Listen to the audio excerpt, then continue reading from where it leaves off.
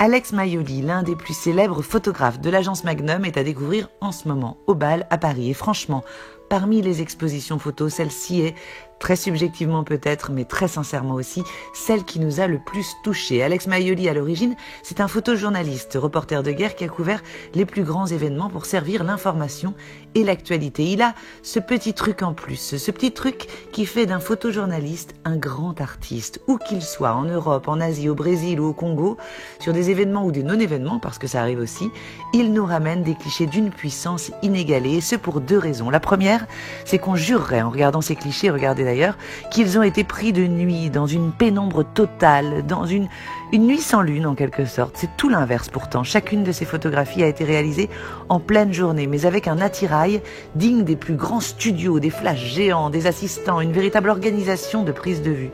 L'inverse total de la photo volée, quoique, vous allez voir. Le deuxième coup d'éclat, justement, de l'artiste, c'est d'être le plus visible possible, encombrant même, en s'installant avec son matériel sur ces scènes d'actualité qui deviennent alors de véritables petites scènes de tournage.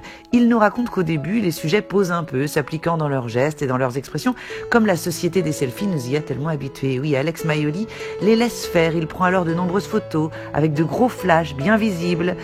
Sa cible finit alors par l'oublier. Il est absorbé dans le décor, à moins que ce ne soit l'inverse. Ses protagonistes sont, eux, intégrés dans la mise en scène du photographe sans s'en méfier. Et puis regardez le résultat, des manifestations politiques, des urgences humanitaires, des enterrements, des scènes intenses dont le photographe nous ramène des images hors du temps, comme un arrêt sur image, une sublime séance de pause, un moment vif, figé pour l'éternité. Ces photographies en noir et noir possèdent un supplément d'âme, comme une toile de Caravage ou un texte de Dante, une dimension dramatique et esthétique supplémentaire qui impose aux regardeurs que nous sommes bien de s'approcher pour y voir plus clair, ou tenter d'y voir plus clair sans jamais pouvoir vraiment délimiter la fiction de la réalité, le documentaire de l'œuvre, le contexte de l'individualité, ni même le jour de la nuit. Dans ces images crépusculaires, les masques tombent, le récit se fait hors champ. Nous faisons partie des spectateurs de son petit théâtre improvisé, même si la scène est bien réelle. Une peinture d'histoire d'un genre nouveau, où l'artiste refuse de choisir entre voir et agir.